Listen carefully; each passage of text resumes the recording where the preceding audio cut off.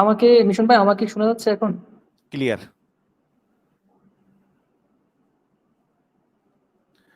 জি শুনতে পাচ্ছি, ক্লিয়ার শুনতে আমাকে পাচ্ছি। কি দেখতেও শোনা? আচ্ছা আচ্ছা।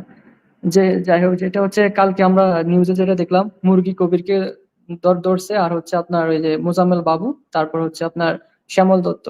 তো আসলে ওনারাই তো, আপনার মনে হয় আজকে বিষয়বস্তু এটাই ছিল। তো ওনারাই তো আজকে শেখ হাসিনাকে এই পর্যন্ত নিয়ে আসার পিছনে একমাত্র যে মানুষগুলো আছে, তার মধ্যে ওনারা অন্যতম। এই যে মুরগি কবির সবসময় ইসলাম বিদ্বেষী, সবসময় ইসলামের বিপক্ষে বিপক্ষে, আরেকজন মোজাম্মল বাবু, উনি 71 টিভি, 71 টিভির মধ্যে যে একটা চেতনা ছিল মানুষের কাছে, এটা আজকে মানে একদম করে ফেলছে। 71 বলতে কি, 71 এটা মানে দুইটা দল করে ফেলছে দেশে।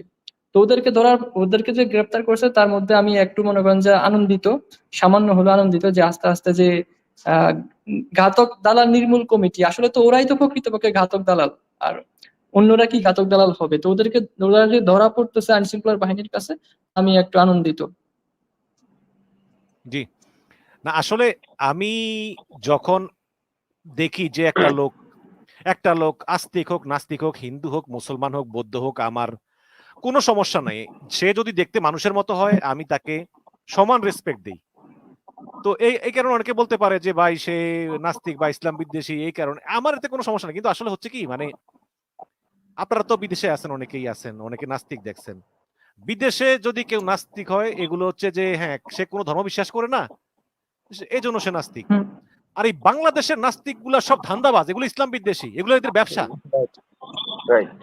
আমার কথা আমি হচ্ছে, আমি যদি জি না আমার কথা হচ্ছে, আমি যদি নাস্তিক হই, আল্লাহ না করুক, ধরেন আমি যদি নাস্তিক হই, তা আমি ইসলাম নিয়ে কথা বললে, যেহেতু আমি কোনো ধর্ম বিশ্বাস করি না, আমার কাছে তো ইসলাম, তারপর হিন্দু, বৌদ্ধিস্ট, খ্রিস্টান, সব ধর্ম আমার কাছে একই হওয়ার কথা। কিন্তু বাংলাদেশে হ্যাঁ যেগুলো আছে, আপনার কথার সাথে আমি একদম একমত, ওরা শুধু ইসলাম বিদ্বেষী, শুধু ইসলামটা চোখে দেখে। তো এইটা তো নাস্তিকতা বলে না। হ্যাঁ, অন্য অন্য ধর্ম ঠিক আছে, শুধু ইসলামের ক্ষেত্রে চুলকানি। এ হচ্ছে এই এই শাহরিয়ার কবির। এবং শাহরিয়ার কবির শাহরিয়ার কবিরকে আপনার এই বঙ্গবীর কাদের সিদ্দিকী, যদিও উনি বঙ্গবীর বলা ঠিক কিনা জানি না, তবে কাদের সিদ্দিকী যেহেতু মুক্তিযুদ্ধ করেছেন তিনি বলেছেন। এবং সঙ্গে ইয়েও বলেছেন, ওই যে কি জানি নাম ওনার, ওই জাহরুল্লাহ চৌধুরী সাহেব আমাদের মারা গেছে যে, তিনিও হম হম। বলেছেন যে মুক্তিযোদ্ধা ছিল না। এবং তার নাম হচ্ছে মুরগি কবির। এই মুরগি কবির আপনার এই এই এখানে বলা হয় যে মুরগি কবির তার তার নামটা যে তিনি নাকি এই ক্যান্টনমেন্টে তিনি মুরগি বিক্রি করতেন এরকম। সাপ্লাই সাপ্লাই দিত, সাপ্লাই। সাপ্লাই দিতেন। এখানে যেই মুস্তারি শফি নামে একজন লোক, তিনি তখন ওই মুক্তিযুদ্ধ নিয়ে তিনি কাহিনী টাইনি লিখছেন আর কি। তো তখন তিনি বলেছেন যে যে ঘাতক দালাল নির্মূল কমিটির অন্যতম সংগঠক জাহানারা ইমাম ছিলেন তখন সভাপতি। এই যে মানে মারা যাওয়ার আগে জাহানারা ইমাম, কিন্তু মারা যাওয়ার পরে সারের কবি সভাপতি হয়েছে, তারা কিছু জাহানারা ইমাম। তখন এই এই এই মুস্তারি শফি লিখেছেন যে আপনার সংগঠনে যেই শাহরিয়ার কবির নামে একজন লোককে আপনি নিয়োগ দিয়েছেন, তিনি মুক্তিযুদ্ধে অংশগ্রহণ করেননি, এবং তিনি মুক্তিযুদ্ধ চলাকালে পাকিস্তানি সেনাবাহিনীর ক্যাম্পে তিনি মুরগি সরবরাহ করতেন। এবং এই মুস্তারি শফি তিনি একটি বইও লিখেছেন। সেই বইটার নাম কি এখানে আছে? নিশান ভাই, আমি একটু ইন্টারাপ্ট করি, সরি। জি বলেন, বলেন বলেন। হ্যাঁ, এই যে ঘাতক দালাল নির্মূল কমিটি, জাহানারা ইমামের কথা বলছেন না, সে হ্যাঁ। কিন্তু ওই যে রুমির মা, যে ক্লার্ক প্লেটুনের আর কি। ধন্যবাদ ফাহাদ ভাই। আমার কথা হচ্ছে, আমরা যদি এটা একদম সঠিক তদন্ত, যেটাকে বলে তদন্ত না, সঠিক হিসাব নিকাশ করতে হয়, তাহলে আমাদেরকে 16ই জুলাই থেকে আপনার 5ই আগস্ট পর্যন্ত প্রত্যেকটা হসপিটালে চেক করে, আপনার যেসব লিস্ট আছে, রুগী অ্যাডমিশন হয়েছে, ওখান থেকে আপনার কাটা ছেঁড়া বুলেট, গানের যে ইয়েগুলো আছে, বুলেট বোমার যে কত রুগীগুলো আসছে, ওগুলোকে যদি আপনি সিলেক্ট করে চিহ্নিত করে, যে কে কোন জায়গা থেকে আসছে, ওগুলোকে যদি অ্যানালাইসিস করা হয়, তাহলে কতজন ঠিক আহত হয়েছে আর কতজন মারা গেছে, এগুলা সুষ্ঠু ভাবে রিপোর্ট তৈরি করা যেতে পারে। তারপর এরপরে আপনার যে ওই যে আপনার ভুয়া মুক্তিযোদ্ধা যারা আছে, ওদেরকে আপনার ডিসমিস করে, যে ওরা আপনার সরকার থেকে যে 20,000 টাকা করে পায়, ওগুলা ডিসমিস করে, আমাদের যে নতুন মুক্তিযোদ্ধা আহত হয়েছে বা নিহত হয়েছে, তাদেরকে এই ইয়ার নিয়ে আপনার কি বলে যে এটার আওতা নিয়ে আসা উচিত। এটা তো একদম ইজিলি, আপনার প্রত্যেকটা বুক চেক করলে বের হয়ে যাবে।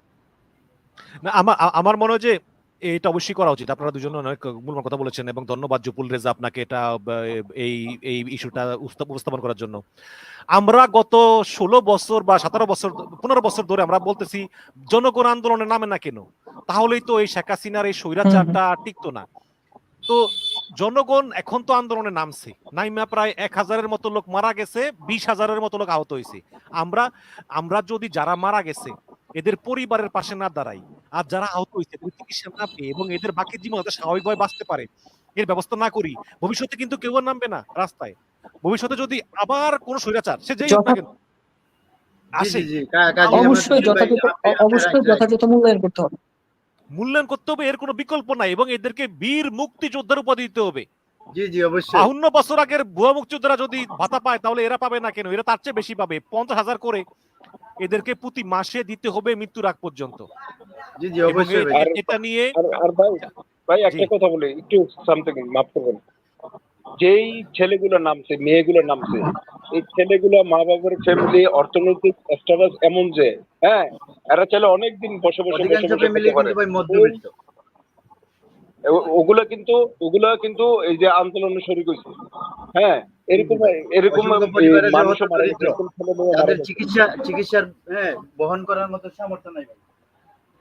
জি জি। আবার কিছু আছে একবারে নিম্ন শ্রেণী যাদের চিকিৎসা করার মতো কোনো টাকা নাই। আবার এমনও মানুষ আছে যে রিক্সা চালক, সে রিক্সা চালিয়ে আন্দোলন করছে। আবার এলিট শ্রেণীর লোকও আছে। তাহলে এগুলা কোনো বিচার করা যাবে না, সবাই মুক্তিযোদ্ধা। এখন এখানে যদি আপনি স্ট্যাটাস মেনটেন করতে যান তাহলে কিন্তু বিতর্ক সৃষ্টি হবে। স্ট্যাটাস মেনটেন করা যাবে না, সবাই মুক্তিযোদ্ধা। ওইভাবে আহত তিনটে স্টেপ বলতে দরকারও নাই। নিহত, আহত এবং কি সুস্থ, এই তিনটা স্ট্যাটাস বেঁধে এই অ্যামাউন্টটা নির্ধারণ করতে হবে আমার মনে হয় আর কি। আর যদি কেউ মনে করে যে তাদের ভালো অর্থনৈতিক অবস্থা আছে তাহলে তাদেরকে টাকা পয়সা দেওয়ার দরকার নাই, কিন্তু বেশিরভাগই কিন্তু মধ্যবিত্ত এবং নিম্নবিত্ত এবং এখানে তবে ছাত্র আমার একটা সবাই। তবে টাকা পয়সা দেওয়াটা না দেওয়াটা বড় কথা না, যাদের সামর্থ্য আছে। তবে মুক্তিযোদ্ধা হিসেবে স্বীকৃতি দেওয়াটা সব থেকে বড় স্বীকৃতি প্রদান করতে হবে। সম্মাননাটা পাওয়া অবশ্যই একটা সার্টিফিকেট দিলে ভালো হয়। তাছাড়া ডক্টর ইউনূস স্যারের প্রতি অবশ্যই বিশ্বাস আছে। প্রথম মাস থেকে আমরা যা দেখছি, দ্বিতীয় মাসটা এখন চলতেছে, অনেকটা কাজের অগ্রগতি হচ্ছে। বিভিন্ন জায়গায় বিভিন্ন মানুষ আস্তে আস্তে ধরা খাচ্ছে। এই আর কি, ইনশাল্লাহ ঠিক হয়ে যাবে একটু টাইম হলে। সবকিছুর একটা সিস্টেম হয়ে চলে আসবে। যেহেতু আমাদের প্রশাসনিক ব্যবস্থাটা ভেঙে গেছিল, এখনো অনেক আমার পরিচিত অনেক বন্ধু বান্ধব, আমার রিলেটিভ আছে 4-5 জন, আমার ক্লাসমেট আছে, তারা পর্যন্ত এখনো পুলিশের চাকরি করতে এখনো জয়েন দেয় নাই, ভয়ে আছে। তো এরকম অনেক যারা একতরফা ভাবে শেখ হাসিনাকে সাপোর্ট দিয়ে গেছে, ওই পুলিশগুলো এখনো 50,000-এর উপরে অনুপস্থিত আছে। তো যে কারণে আমাদের প্রশাসনিক ব্যবস্থাটা একটু ভেঙে পড়ছে। এই কারণে আমরা হয়তো অনেকে কমপ্লেইন করি যে তাড়াতাড়ি করে না কেন, ধরে না কেন, ধরপাকড় চালায় না কেন। আসলে একটু টাইম লাগবে। জি অনেক অনেক ধন্যবাদ। মিশন ভাই অনেকে বলছিল যে আওয়ামী লীগ সরকার না থাকলে যে প্রজেক্টের কাজগুলো চলতেছে এগুলো বন্ধ হয়ে যাবে, রাস্তাঘাটের কাজগুলো বন্ধ হয়ে যাবে। কালকে আমি